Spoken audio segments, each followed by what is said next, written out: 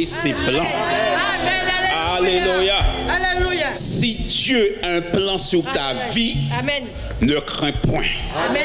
Amen. Quelle que soit l'adversité, quels que soient les problèmes, quels que soient les soucis, que tu dormes, que tu ne dormes pas, si Dieu a un projet sur ta vie, tu es l'homme, la femme la plus heureuse. Tu es l'homme le plus heureux. Tu es la femme la plus heureuse si Dieu, en se manifestant à toi, t'a dit j'ai un plan pour ta vie. La prison même ne pourra pas te bloquer. Même si tu es en prison, mais tu peux être libre. Alléluia. Oh Dieu de gloire. Oh. Je vais dire le nom, mais si toutefois c'est enregistré, ne donnez pas le nom de la personne, s'il vous plaît. Il y a quelques années de cela, alors que le Seigneur je descendais l'avenue. Ah, bonjour à tous, comment allez-vous? Vous allez bien? Ah, j'ai évité un tirement d'oreille à la maison. Je descendais la rue de Sainte-Thérèse. Le Seigneur m'a mis à cœur d'écrire à monsieur qui était en prison. À cette époque, il était en prison à Paris, la maison de la santé, je crois, tout comme quoi. Et je lui ai écrit. Il ne m'a pas rendu réponse, mais il a reçu le courrier. Je lui ai dit qu'on peut être en prison et être réellement libre. Les hommes peuvent vous enfermer parce que vous proclamez Christ et vous êtes quand même libre. Parce que notre liberté dépend uniquement de l'Esprit de Dieu. Là où est l'Esprit de Dieu, nous dit la parole, là est la totale liberté. Alléluia.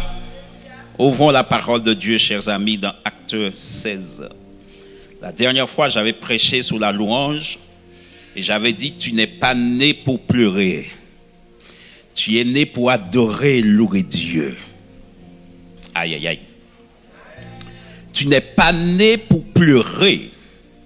Tu es né pour louer et adorer Dieu, ton Créateur. Alléluia.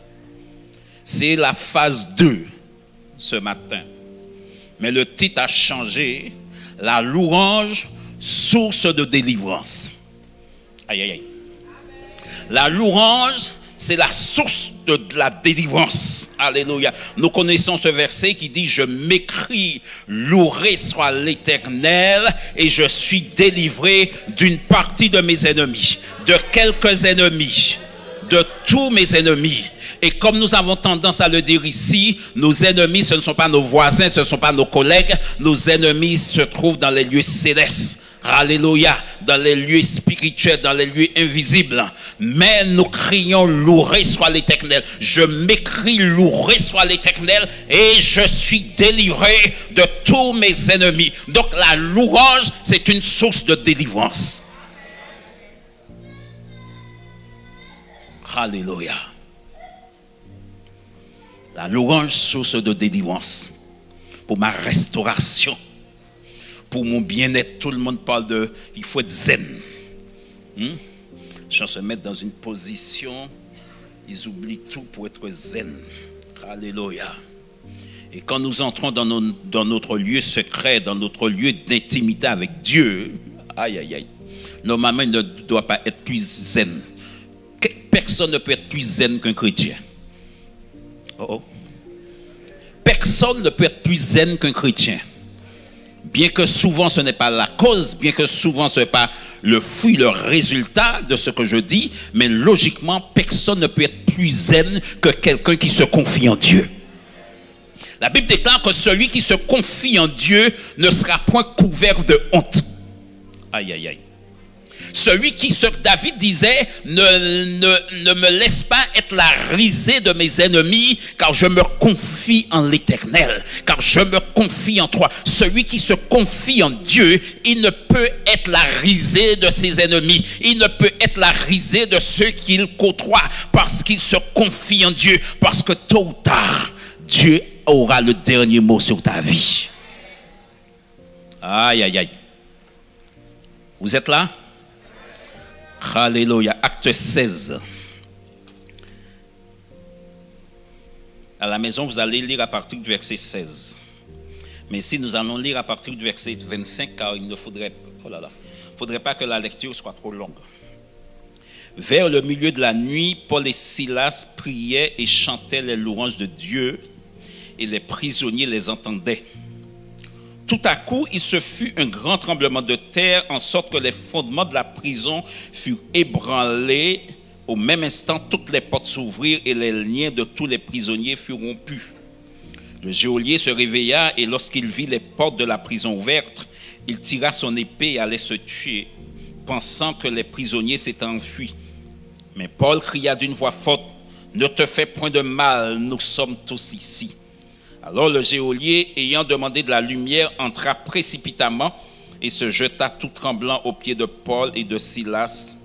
Se jeta tout tremblant aux pieds de Paul et de Silas. Il les fit sortir et dit, « Seigneur, que faut-il que je fasse pour être sauvé ?» Paul et Silas répondirent, « Crois au Seigneur Jésus et tu seras sauvé, toi et ta famille. » Et ils lui annoncèrent la parole du Seigneur ainsi qu'à tous ceux qui étaient dans sa maison. Il les prit avec lui à cette heure même de la nuit. Il lava leurs plaies et aussitôt il fut baptisé, lui et tous les siens. Les ayant conduits dans son logement, il leur servit à manger et il se réjouit avec toute sa famille de ceux qui avaient cru en Dieu. Amen. Nous allons revenir un peu plus avant, au verset 16, où voyons que Paul et Silas sont arrivés dans cette ville et ils ont commencé à prêcher la parole de Dieu. Il y avait une femme qui était possédée d'un esprit de python, donc c'est un esprit de divination, et cette femme les suivait tout le temps, et cette femme criait, « Ces hommes vous annoncent le chemin du salut, écoutez leur voix, écoutez-les. » Et pendant longtemps, pendant plusieurs jours, cette femme ne cessait de se promener, cette femme ne cessait de suivre Paul et Silas et les autres qui étaient avec Paul et Silas, et elle proclamait ces choses. La Bible déclare que Paul, ayant eu marre, Paul se tourna vers cette femme et dit, « Esprit impur, quitte ce corps », et cette femme fut délivrée instantanément. Elle fut délivrée totalement. Et le récit, la Bible nous rapporte que cette femme, les serviteurs, voyant que cette femme ne leur procurait plus le gain qu'ils espéraient, à cause qu'ils avaient en tous les cas, à cause de les divinations de cette femme, tout ce qu'elle ne prophétisait pas, mais vous savez comment ça se passe. Et ces gens ont déclaré que Paul et Silas, ils sont venus pour bouleverser notre ville, pour bouleverser nos vies, pour bouleverser tout ce que nous croyons. Et ils ont emmené Paul et Silas devant les juges, devant les prêteurs, et on les a... mais avant ça, on les a fouettés. On les a donné des coups. Et c'est pour cette raison qu'ils se sont retrouvés en prison. On a demandé aux geôliers de les surveiller, qu'ils soient étroitement surveillés, à tel point que le geôlier a mis un sceptre. Geôlier. Je dis geôlier. Geôlier. Non, c'est parce que j'articule, hein? Voilà. Tu suis. Donc il a mis un sceptre à leurs pieds. Donc un sceptre, c'est un bloc de bois et qui t'empêche de marcher comme il faut. Donc pour te déplacer, c'est plus compliqué qu'avec 2 chaînes aux pieds. Alléluia. Et je crois que ce matin, il y aura des chaînes qui vont tomber au nom de Jésus. Des sceptres vont tomber ce matin au nom de Jésus. Bienvenue à Trois-Roses. Alléluia. Alléluia. Que Dieu soit béni. Que la gloire de Dieu soit puissamment sur ta vie. Donc des cèpes ce matin vont tomber, vont être rompus au nom de Jésus. Donc le geôlier, c'est bien ça Jocelyne? First Lady, mais tu sais que je préfère dire le geôlier. Hein? Le geôlier, donc les amis des cèpes aux pieds, ok. Et ils ne pouvaient plus bouger. Non seulement ça, comme il le fallait, mais ils avaient reçu des coups. Et ils sont en prison. On les a jetés en prison. Si c'est nous faisons quoi? Nous pleurer.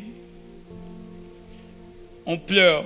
Oh oui, je prêche l'évangile. Oui, je sais si les malades sont guéris. Il y a des délivrances. Mais Seigneur, qu'est-ce que tu me fais?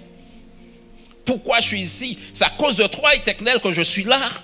C'est à cause de toi, Jésus, que je suis là, que je suis dans cette souffrance, que je suis dans ces épreuves. Si je ne te connaissais pas, je ne serais pas dans toutes ces épreuves. Et il y a des gens qui se disent ici, depuis que j'ai connu Dieu, j'ai des problèmes. Depuis que tu as connu Dieu, tu as peut-être des problèmes. C'est peut-être vrai, parce que le diable veut te ramener à lui. Mais ne baisse pas les bras, persévère, car Dieu a un plan pour ta vie.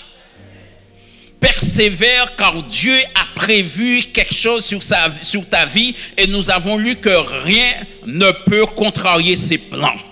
Si rien ne peut contrarier les plans de Dieu sur ta vie, tu es un homme heureux, tu es une femme heureuse, tu peux commencer à avancer. Mais ce qui est extraordinaire, ils ont été jetés en prison, chers amis, et ils se sont mis à louer l'Éternel. Ils se sont mis à chanter, à prier, à chanter les louanges de l'Éternel, et les prisonniers les ont entendus. Les prisonniers qui étaient à côté, ils ont entendu les louanges, alléluia. Notre problème, chers amis, c'est que nous ne savons pas louer Dieu. Le plus grand péché pour le chrétien, c'est l'ignorance de la parole de Dieu. L'ignorance de ce que Dieu nous dit dans sa parole. Quand nous ignorons ces choses, chers amis, nous pouvons passer à côté de notre destinée. Nous pouvons passer à côté du plan que Dieu a préparé d'avance pour nous.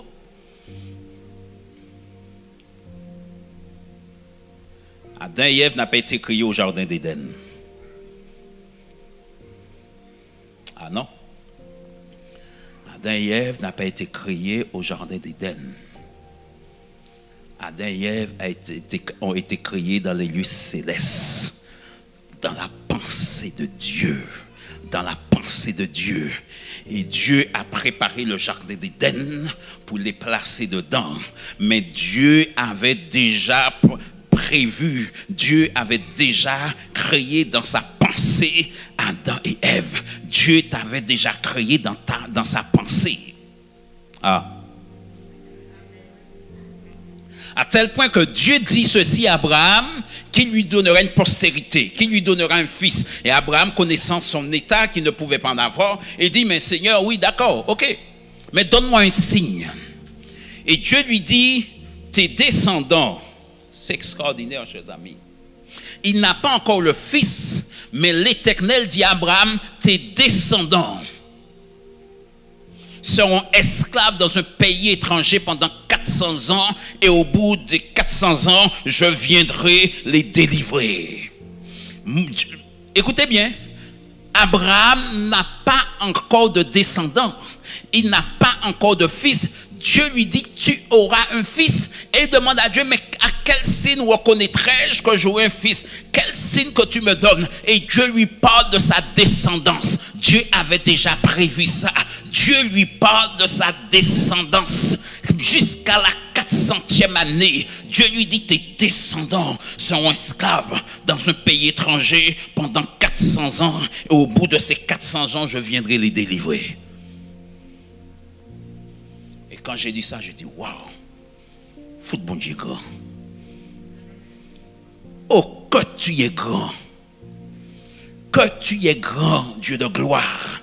Abraham n'avait pas encore enfanté. Dieu lui dit, Dieu lui parle de ses descendants. Dieu lui parle de sa postérité. Alléluia.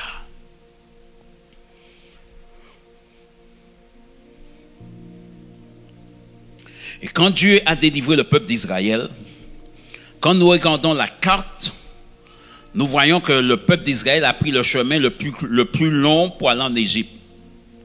Quand Dieu a délivré le peuple d'Israël s'est retrouvé devant la mer Rouge.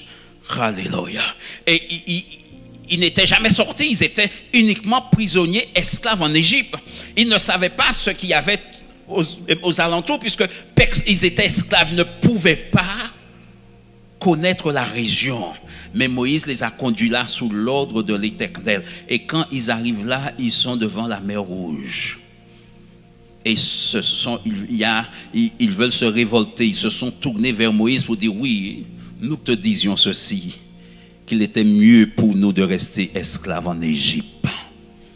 Tu veux rester esclave ou tu veux être libre? Tu veux rester esclave? Tu veux rester dans la position où tu es? Ou tu veux être totalement libre? Je veux te dire ce matin que tu peux être totalement libre, car Dieu a créé la délivrance pour toi. Dieu a créé un moyen pour toi de t'en sortir, parce que Dieu a un plan glorieux pour ta vie. Alléluia.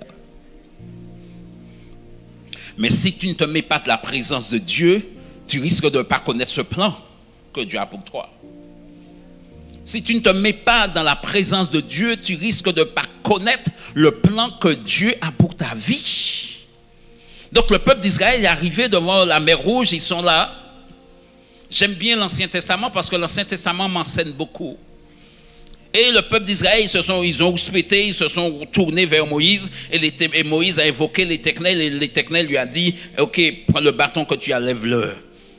Et le peuple d'Israël est passé dans la mer Rouge. L'Éternel a soufflé un vent. Il y avait une muraille à gauche, une muraille à droite. Et ils sont passés au milieu de la mer, sec. Ils sont passés.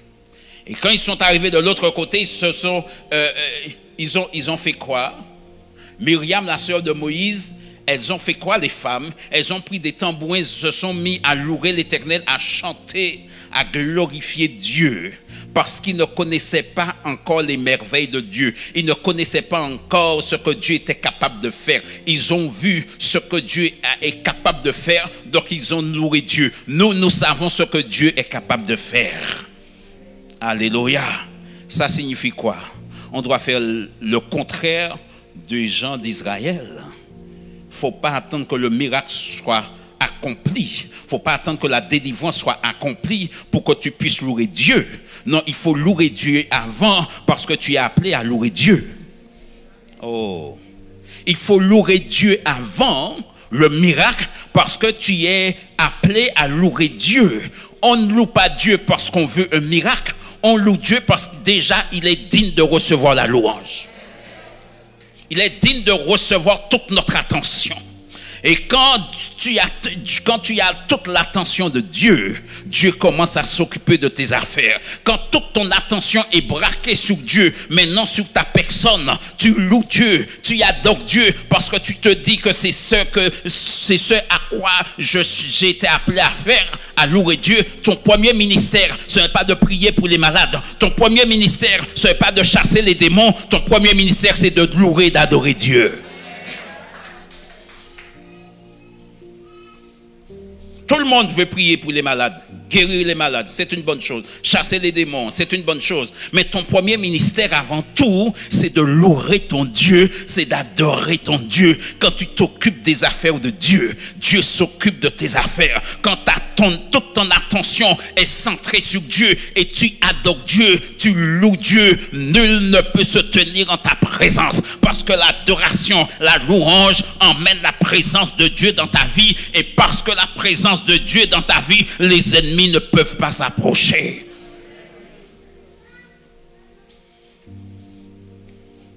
Parce que la présence de Dieu est là. Parce que la présence de Dieu inonde ta vie. La présence de l'Esprit de Dieu. Et quand la présence de l'Esprit de Dieu descend sur toi, les ennemis s'écartent. Les ennemis refuse de te toucher. Alléluia. À moins que Dieu ne le permette pour t'apprendre quelque chose, pour te révéler des choses. Mais normalement, quand tu es de la présence de Dieu, l'ennemi ne peut pas s'approcher.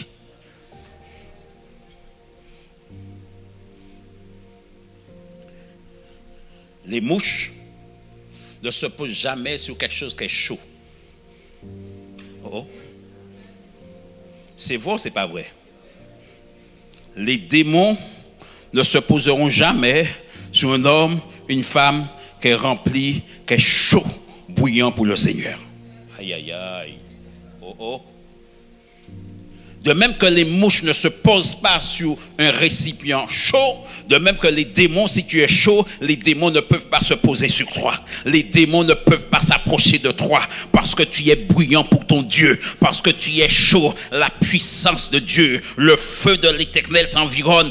Alléluia. Ils ne peuvent s'approcher parce que le feu de Dieu est sur toi. Aïe, aïe, aïe. Ah, vous saviez déjà tout ça?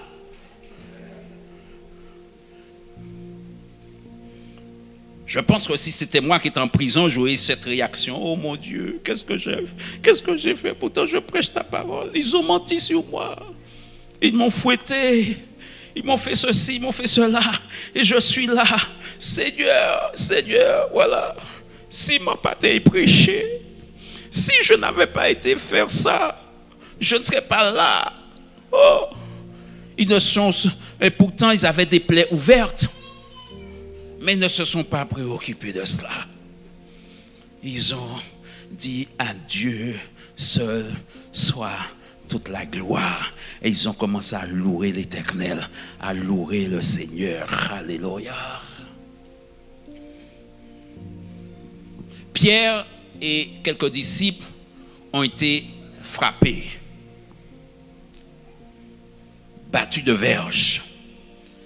Et pendant qu'ils s'en allaient, on les a relâchés. La Bible déclare qu'ils étaient remplis de joie parce qu'ils se sont trouvés dignes de recevoir des coups pour le nom de Jésus. Peux-tu être rempli de joie alors que tu es outragé, alors que les hommes te méprisent?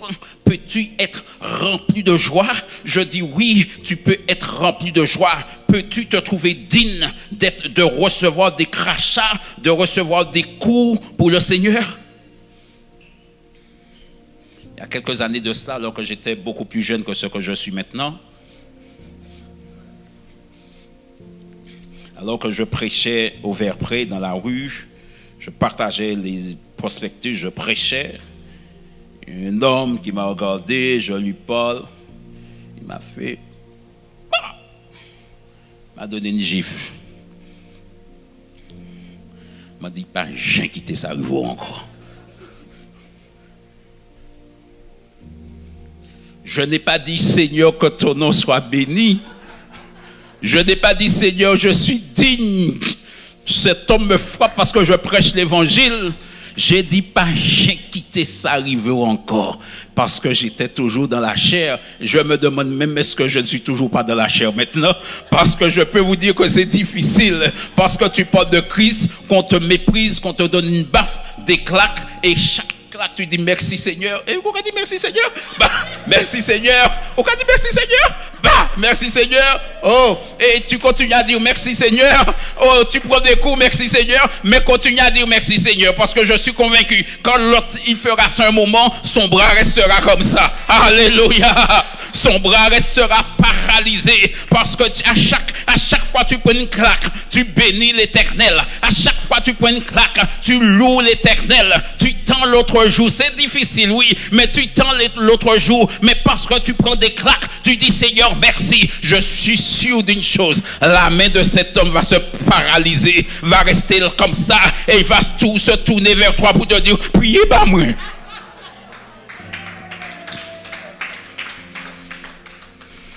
Ah oui, il va te dire priez bah moi, priez bah moi.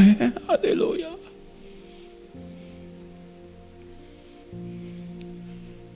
Parce que c'est compliqué, c'est difficile. Hein? Alléluia. Je vous dis ça là aujourd'hui dimanche, mais j'espère ne pas vivre ça demain. Mais c'est compliqué, chers amis. C'est compliqué de ne pas répondre quand nous sommes outragés. Parce que nous voulons défendre notre honneur. Nous voulons défendre ce que nous sommes. Mais tu n'as pas à te défendre. Si tu te défends, Dieu ne pourra pas te défendre. Si tu te défends, Dieu ne pourra pas te défendre. Alléluia. Parce que tu te défends toi-même. Mais quand tu es là dans les outrages, dans les crachats, on te méprise. Il y a des mensonges qui circulent sur toi. Tu as envie de répondre et l'Esprit de Dieu ferme ta bouche. Si l'Esprit de Dieu ferme ta bouche dans ces conditions, dis merci Seigneur. Et si demain tu reçois une claque parce que tu partages ton témoignage, dis Seigneur merci. J'ai entendu un seul amen. Hein? Si demain tu partages ton témoignage de ce que Dieu a fait pour toi et puis on te donne une claque, dis merci Seigneur. Dis j'ai une autre jour aussi. Tu veux pas? Ah non, cela n'est pas dedans. Alice, c'est pas dedans. J'ai une autre jour. Mais il y a mal dans la bas. Moi, tu as l'autre balle. Alléluia. Dieu est tout puissant. Dieu est tout puissant. Et c'est parce que nous ne vivons pas cela. On ne vit pas du jour au lendemain dans la louange. Les disciples, quand ils étaient dans la prison, ils ne se sont pas mis à louer l'Éternel d'un coup. Ah, nous qu'est louer l'Éternel. Non, c'est parce qu'ils vivaient une vie de louange et d'adoration. Ce n'est pas quand les épreuves vont commencer à jaillir dans ta vie que tu vas commencer à louer Dieu, parce que tu ne pourras pas.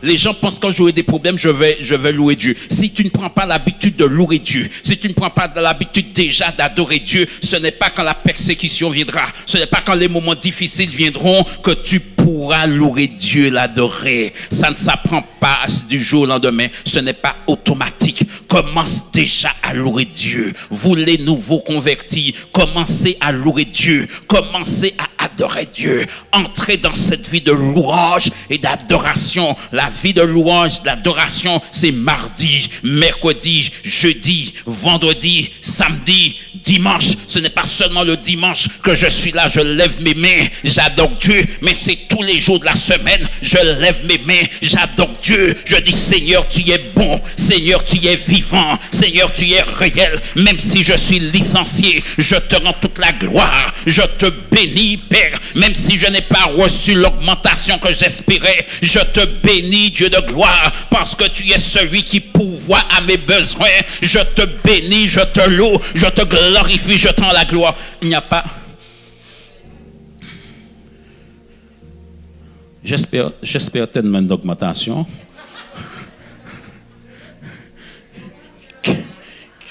qui ne vient pas du tout depuis des années, qui ne vient pas du tout, mais c'est pas grave, que Dieu soit béni. Alléluia, parce que ma ressource c'est Dieu, ma ressource c'est Dieu, ma ressource c'est Dieu. Alléluia. Oh. Ce n'est pas quand vont surgir les problèmes que tu vas commencer à louer Dieu, que tu vas commencer à adorer Dieu. Non.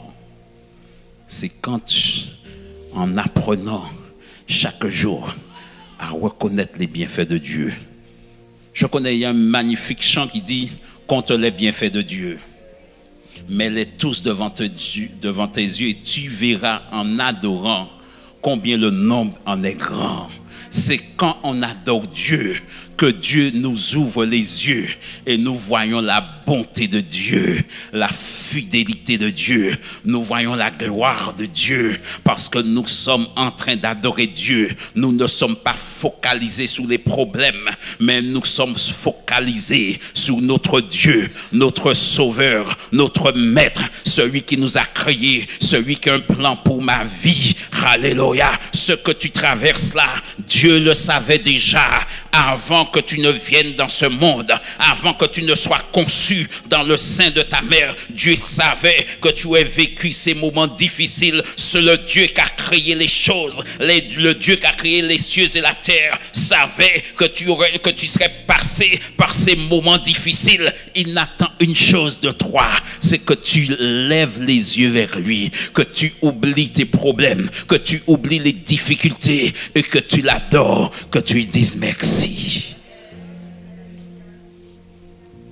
Dans Philippiens 2, la Bible déclare 2,9, plus loin, pas 2,9, mais Philippiens 2, si je lis pour vous, je vais prendre à partir du verset 9, mais à la fin, il nous est dit ceci: tout genou fléchira, que tout genou fléchisse devant le Seigneur, tout genou, alléluia. Et quand tu adores Dieu, alléluia, tu es dans l'adoration. Oh, la maladie, un genou, la maladie, il s'incline devant Dieu, il s'incline devant ton adoration. Le problème a des oreilles, le problème s'incline devant ton adoration. Souvenons-nous, quand la tempête a surgi d'un coup. Oh, la tempête a peut-être surgi d'un coup dans ta vie. Tu étais au calme. Tu naviguais au calme et tu n'as rien vu. C'est venu dans ta vie d'un coup. C'est venu dans ta vie d'un coup. Alors que tu étais en train de naviguer dans le calme. C'est venu dans ta vie d'un coup. C'est ce qui s'est passé avec les disciples. Jésus leur a dit, allons à l'autre bord. Et quand ils sont montés de la barque, ils étaient en train de naviguer. Un vent, je ne sais d'où il est sorti et a commencé à balloter la barque à droite, à gauche. Alléluia. Et quand Jésus s'est levé, quand les disciples ont réveillé Jésus, quand Jésus s'est réveillé, il a dit au vent, à la tempête, tais-toi, silence, et tais-toi. Oh, le vent, la tempête avait une oreille, silence, tais-toi. Ton problème a des oreilles. Dis à ton problème, quand tu es dans l'adoration, la louange, silence, tais-toi. Je suis en train d'adorer mon Dieu. Silence, tais-toi. Je suis en train d'adorer mon Dieu. Parce que tu vas fléchir les genoux devant mon adoration. Tu vas fléchir les genoux devant ma louange. La louange que je fais monter à Dieu. Tu vas fléchir les genoux devant cette louange, devant cette adoration. Alléluia. Il y a quelques années de cela, alors, je me réveille le matin et je sors du lit. C'est venu subitement comme la tempête. Je sors du lit, incapable de me mettre debout, je tombe. Ça ne me tenait pas du tout. Je tombe. Je dis au Seigneur, qu'est-ce qu'il y a? Je tombe. Je ne suis pas allé au travail. Mais sur une jambe, je me suis réveillé le lendemain soir. Sur une jambe, je me suis mis à louer Dieu. Alléluia. A dit où tu es vaincu. Je me suis mis à boitiller dans toute la maison, même sur un pied, dans toute la maison, et commencer à louer Dieu, à bénir l'Éternel, parce que les bienfaits de Dieu sont inépuisables. Ses compassions ne sont pas terminées. Elles se renouvellent chaque matin. Pour ceux qui se confient en l'Éternel, les bontés de l'Éternel se sont renouvelées en ta faveur ce matin. Parce que tu te confies en l'Éternel, les bontés de l'Éternel se renouvellent en ta faveur demain. Parce que tu te confies en l'Éternel. Ce que je veux dire, c'est que le stock de Dieu n'est pas épuisé. Le stock de Dieu n'est jamais limité. Alléluia. Vous allez acheter quelque chose et on vous dit le stock est épuisé. Vous allez acheter un médicament, on vous dit il n'y en a plus. Le stock est épuisé.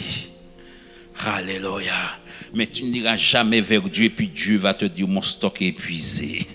Je n'ai plus de guérison pour toi. Je n'ai plus de bras pour toi. Je n'ai plus de jambes pour toi.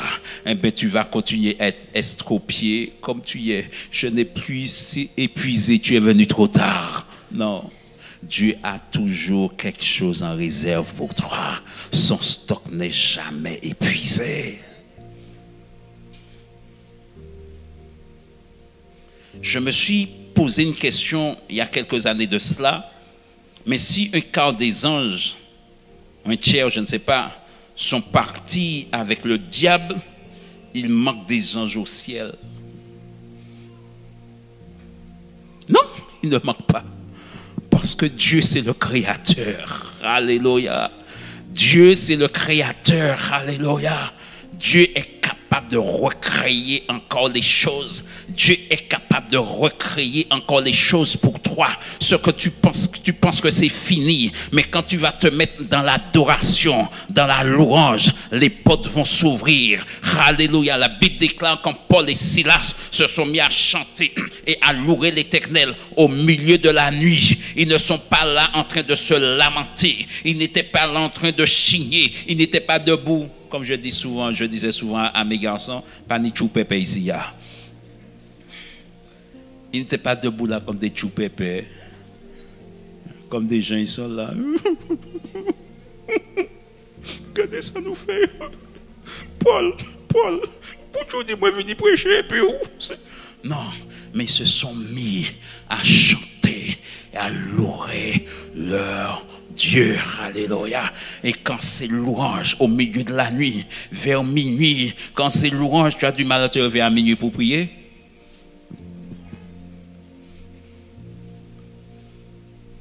Et pourtant, Dieu te l'a déjà dit à plusieurs reprises. Réveille-toi au milieu de la nuit. Et tu as du mal à te réveiller au milieu de la nuit. Dieu t'a déjà dit, lève-toi au milieu de la nuit pour prier. Tu as du mal. À qui l'Esprit de Dieu a dit ça? À qui le Seigneur a dit ça? À qui le Seigneur a dit ça? Oh, Dieu ne ment pas. Dieu ne ment pas. À qui? Levez simplement votre main. À qui? Ok, une personne. Ok, deux personnes. Ok, alléluia. Tu ne te réveilles pas? Tu es fatigué? Max t'empêche de te réveiller. Max, quand même, Max. Il dit pour hier. Hein? Tu te réveilles vraiment? Hein? Dieu va faire. Alléluia. Tu as du mal, mais Dieu te demande de te réveiller. Donc Paul et Silas au milieu de la nuit, donc minuit, ils sont là, ils ont commencé à louer Dieu. Alléluia. Tu es dans ta maison, pas même les voisins savent vous chrétien. On vit chanter, mais tu ne veux même pas que les voisins sachent que tu es chrétien.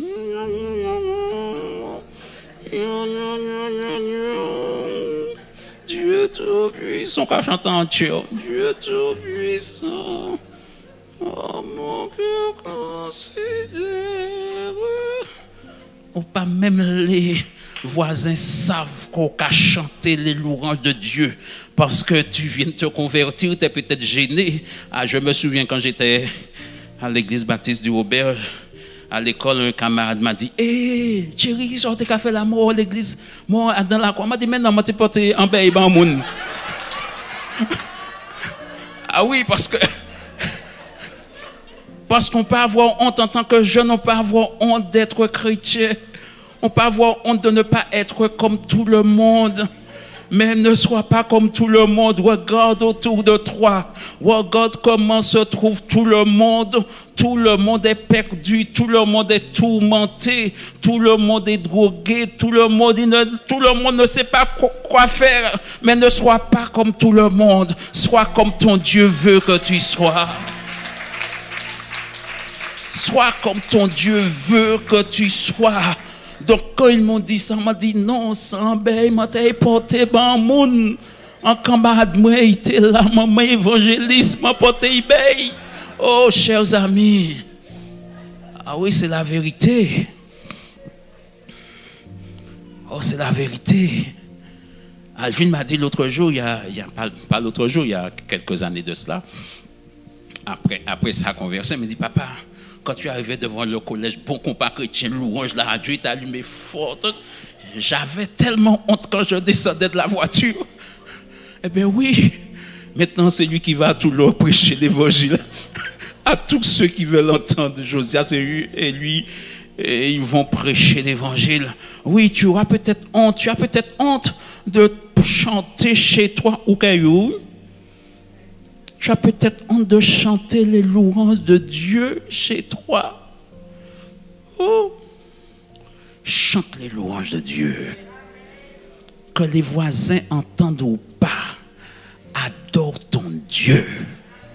Adore ton Dieu. Ah, Dina, elle est partie. Elle part à 12h30.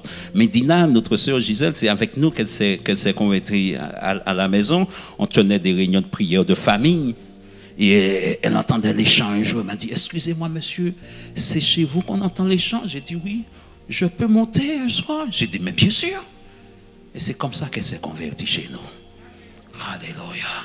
Donc n'ayons pas peur de chanter les louanges de Dieu. N'ayons pas peur de chanter, d'adorer celui qui nous a créés. Que le voisin entende ou pas. Que le voisin nous regarde le lendemain comme si, ça me donne là, bien sûr. Laissons l'Esprit de Dieu nous conduire. Chantons, louons Dieu. Alléluia. Paul et Silas, ils étaient là. Et quand les voisins t'entendent, ils reçoivent la bénédiction que tu reçois. Et ils savent que c'est à cause de ta louange, à cause de ton adoration, qu'ils reçoivent ce qu'ils sont en train de recevoir. Quand Paul et Silas adoraient, chantaient les louanges de Dieu, la Bible déclare subitement un tremblement de terre a secoué les fondements de la prison. Les ceps en bois se sont rompus. Pas chez Paul et Silas seulement, mais chez tous les prisonniers. Quand Dieu te bénit, ça fait que tu seras une bénédiction pour les autres. Aïe, aïe, aïe. Quand Dieu te bénit, tu dis, ah, je suis béni. Dieu m'a béni. Tu ne penses même pas à ton frère et à ta soeur. Mais c'est pas grave. Dieu m'a béni. Dieu m'a béni parce que je prie. Dieu m'a béni parce que je loue. Si toi tu n'es pas béni, c'est parce que tu ne loues pas. Si toi tu n'es pas béni, parce que tu n'adores pas. Moi je me réveille le soir, je prie. N'est-ce pas, Marie-Claude? Je me réveille à minuit, je prie. Donc si je suis béni, non, c'est parce que moi. Non, si tu es béni, c'est pas parce que tu as prié. Parce qu'avant la fondation du monde, Dieu avait décidé de te bénir pour que tu sois une bénédiction pour les autres. Quand Dieu te bénit, ça fait que tu seras une bénédiction pour les autres. Ce n'est pas pour que tu gardes tout. Ouh, j'ai reçu l'onction, ne vous approchez pas de moi, je suis un petit saint. J'ai reçu l'onction, je suis saint. Il ne faut pas parler n'importe comment pour moi, il ne faut pas parler à haute voix. Moi, non. Quand Dieu te bénit, si tu as reçu l'onction, c'est afin que tu sois au service des autres. C'est afin que tu sois une source de bénédiction pour les autres. Ce n'est pas pour que tu deviennes la mer noire qui prend tout, qui ne relâche rien du tout. C'est afin que tu deviennes une source de bénédiction pour les autres. Donc Paul et Silas, ils ont commencé à louer, à chanter, à adorer les bontés de Dieu, à proclamer ce qui est Dieu. Et alléluia, Dieu a secoué les fondements de la prison. Tous les prisonniers ont été libérés ce jour-là. Ils ont été au bénéfice de la louange, l'adoration de Paul et Silas. D'autres seront au bénéfice de ta louange et de ton adoration. Et ils sauront que c'est parce que toi, en louant Dieu, tu as dit bénis mon voisin. En louant Dieu, tu as dit Seigneur, bénis ma voisine. Seigneur, bénis mes collègues. Seigneur, bénis mes patrons. Parce qu'ils sauront s'ils sont bénis. C'est parce que toi, tu as prié en leur faveur. Tu as proclamé des choses sur ta vie, mais aussi sur leur vie. Alléluia. La louange, source de bénédiction. La louange, source de délivrance. La louange, source de guérison. Source de miracle. Jésus se tenant devant le tombeau de Lazare dit ceci: Père, je te loue Père, je te loue, je te rends grâce de ce que tu m'exauces toujours. Et quand Jésus a dit ça, Jésus a appelé Lazare. Lazare sorti. Lazare sort. Alléluia. Parce que Jésus, alléluia, a loué Dieu. Tu vois ton problème et laisse-moi te dire que ce n'est pas ton problème. Ton problème, ce n'est pas ton problème. Tu me diras c'est le problème de Dieu, ce n'est pas le problème de Dieu non plus. Ton problème, il est né dans le monde des ténèbres. Et le diable se sert de ça pour te mettre la pression, pour que tu oublies que ton Dieu est tout puissant. Alléluia. Pour que tu oublies que Dieu est tout puissant. Donc quand tu verras le problème, au lieu de te lamenter sur le problème, détourne tes yeux, détourne ton regard des problèmes et tourne-les vers ton Dieu, ton Créateur, et commence à danser, commence à louer Dieu, commence à bénir Dieu. Tu bénis, tu chantes, tu danses, tu dis Seigneur merci, je te rends toute la gloire, je te bénis pour cette difficulté, mais je te rends la gloire, c'est ton problème, c'est ta difficulté, je n'en veux plus. Et tu commences à bénir Dieu, à louer Dieu. Et quand tu commences à louer Dieu, à bénir Dieu, alléluia, devant ton adoration, le problème, il fléchit les genoux. La Bible déclare, tout homme fléchira les genoux. On va lire. Ça va beaucoup plus loin, parce que le verset dans Philippiens 2, je vais les mots exacts, les termes exacts. Afin que tout genou fléchisse dans les cieux, sur la, voilà je l'ai, afin que tout genou fléchisse dans les cieux, sur la terre et sous la terre, et que toute langue confesse que Jésus-Christ est Seigneur à la gloire de Dieu le Père. Philippiens 2, verset 10. Verset 9, déjà. C'est pourquoi aussi Dieu l'a souverainement élevé et lui a donné le nom qui est au-dessus de tout nom. Celui que Dieu a souverainement élevé et qu'il a reçu le nom qui est au-dessus de tout nom, c'est Jésus de Nazareth. Et parce qu'il a reçu le nom qui est au-dessus de tout nom, si le cancer t'empêche de dormir, si le cancer te fait peur, commence à louer ton Dieu. Parce que le cancer va fléchir les genoux devant le nom de Jésus. Le cancer ne va pas fléchir les genoux devant tes pleurs. La maladie ne va pas fléchir les genoux devant tes plaintes, devant tes peurs, devant tes larmes. Les maladies vont fléchir les genoux devant ta louange et ton adoration. C'est quand tu vas louer et adorer Dieu, quand tu vas élever celui qui a reçu le nom qui est au-dessus de tout nom, les maladies vont fléchir les genoux, quel que soit son nom, quelle que soit sa réputation, quelle que soit la réputation que l'homme a donnée à la maladie. Ne t'en fais pas. Ton Dieu a reçu le nom qui est au-dessus de toute réputation. Ton Dieu a reçu le nom qui est au-dessus de toute maladie. Ne crains pas, car ton Dieu est avec toi. Ne crains pas le cancer. Ne crains pas la tumeur qui te ronge, car ton Dieu est avec toi. Aïe, aïe, aïe.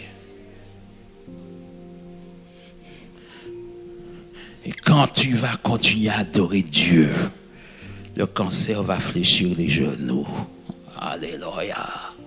Parce qu'il nous est dit, Dieu l'a souverainement élevé. C'est pourquoi aussi Dieu l'a souverainement élevé et lui a donné le nom qui est au-dessus de tout nom. Afin qu'au nom de Jésus, tout genou fléchisse dans les cieux, sur la terre et sous la terre, et que toute langue confesse que Jésus-Christ est Seigneur à la gloire de Dieu le Père. Moi, je bénis Dieu parce que, les rois de ce monde qui ne veulent pas entendre parler de Jésus, tôt ou tard, ils seront obligés de fléchir les genoux devant Jésus. quand Jésus reviendra dans sa gloire, ils seront obligés, qui ont parlé, ils vont fléchir les genoux devant Jésus et ils seront obligés de déclarer Jésus-Christ est Seigneur parce qu'ils seront forcés. Mais nous ne sommes pas forcés, nous le faisons de notre propre gré parce que nous avons reconnu ici-bas dans notre vie, nous avons reconnu que Jésus-Christ est Seigneur et nous nous sommes abandonnés à lui, nous nous sommes prosternés devant lui, nous avons déclaré de notre bouche qu'il est Seigneur à la gloire de Dieu le Père.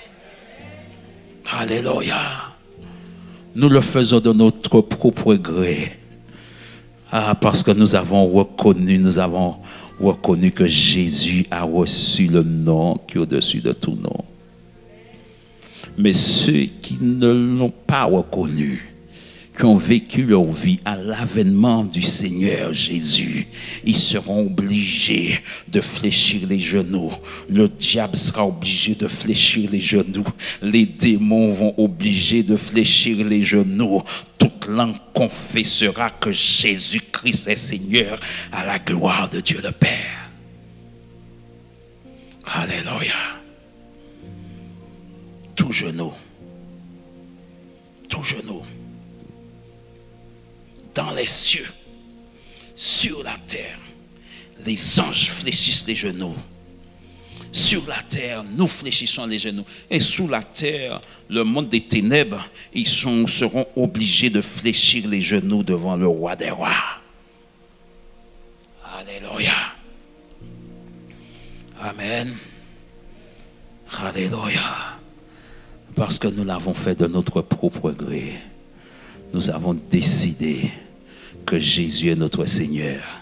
Et nous avons décidé de louer l'Éternel, notre Dieu, de lui donner toute la gloire. Alléluia. Y a-t-il quelqu'un ici qui veut donner sa vie au Seigneur Jésus? Lève la main où tu es. Si tu veux donner ta vie à Jésus, lève la main où tu es. Alléluia. Alléluia. Oh, merci Dieu de gloire. Merci papa, il est glorieux, il est merveilleux. Tout dit qu'il est merveilleux. Tout dit qu'il est merveilleux.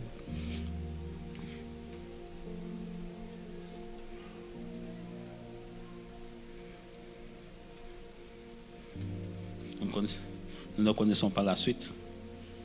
Mais tout dit qu'il est merveilleux. Tout dit que Dieu est merveilleux. Et parce qu'il est merveilleux, nous l'adorons.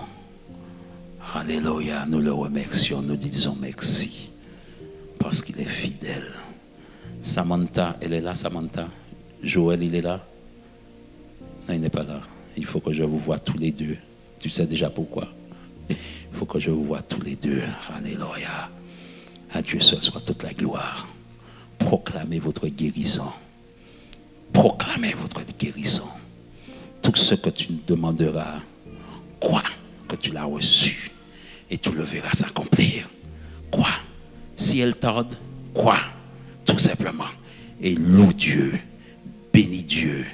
Dis que tu es guéri déjà. Car il a pris à la croix tes meurtrissures. Tu es guéri. Au nom de Jésus. Alléluia. Mettons-nous debout. Alléluia. Il y a combien de personnes avec béquilles ici? 2. Alléluia. 2 personnes. Alléluia. Oh Dieu de gloire. Ça c'est momentanément. C'est une déchirure, c'est une foulure, c'est une entorse. Ok, d'accord. Alléluia. Tu vas te débarrasser de ça normalement. Alléluia. Mais je parle à ma soeur là-bas. Alléluia. Tu vas jeter les béquilles au nom de Jésus. C'est une bonne nouvelle que j'ai annoncée. C'est 2 béquilles. Tu vas les jeter au nom de Jésus. Alléluia. Alléluia. On a déjà prié pour toi. C'est déjà fait au nom de Jésus. Un jour, tu entendras quelqu'un te dire, lève-toi. c'est la voix de l'esprit. Tu verras dans ton sommeil ta guérison, ta délivrance, ton opération. Et tu vas te relever le lendemain sans béquille au nom de Jésus. Je le déclare sur ta vie. Alléluia. Que cette parole ne tombe pas à terre au nom de Jésus. Alléluia. Rappelle-moi ton prénom. Sylvie. Ah, tu es guéri, Sylvie, au nom de Jésus. Tu es libre au nom de Jésus. Tu es libre au nom de Jésus. Tu vas porter ces béquilles en triomphe. Alléluia. Tu vas nous emmener les béquilles ici en triomphe. Parce que Jésus t'a délivré. Alléluia. Et parce que c'est déjà fait, nous lui rendons toute la gloire. Alléluia. Parce que c'est déjà fait, nous lui rendons toute la gloire. Nous lui rendons toute la gloire. Tu ne mourras pas ainsi. Tu ne mourras pas ainsi. Tu proclameras la bonté de l'Éternel. Tu témoigneras de la fidélité de Dieu. Alléluia. Amen. Et les afflictions dans nos vies, oh, c'est pour un temps. C'est pour un temps. Mais Dieu te délivre aussi. Tu te sens enchaîné au nom de Jésus. Tu es délivré au nom de Jésus-Christ de Nazareth. Tu es délivré. Car notre Dieu, c'est le Dieu de la délivrance. Et tu peux commencer à louer, chanter Dieu. Dans l'Ancien Testament, il y a un peuple qui est venu combattre le peuple d'Israël. Et ils ont combattu le peuple d'Israël dans la plaine, je crois. Et ils ont dit, de toute façon, ils nous ont vaincus parce que leur Dieu, c'est un Dieu de la plaine. Un Dieu. Combattons-les dans la montagne. Soit vice-versa, mais combattons-les. Soit ils ont, la première bataille, c'était de la montagne, et ils ont dit, leur Dieu, le Dieu d'Israël, c'est un Dieu des montagnes, combattons-les dans la plaine. L'un ou l'autre, vice-versa, je ne sais pas, je ne me rappelle plus. Mais ton Dieu, c'est le Dieu d'éternité. Et quand ils ont affronté le peuple d'Israël dans la plaine, le peuple d'Israël a été vainqueur. Alléluia. Parce que ton Dieu, ce n'est pas le Dieu de la montagne. Ce n'est pas le Dieu de la plaine. Ton Dieu, c'est le Dieu créateur. Celui qui domine sur toutes choses. Celui qui est élevé au-dessus de toutes choses. C'est le roi des rois, le Seigneur des seigneurs. Et il avance de gloire en gloire. Alléluia. Amen. Alléluia.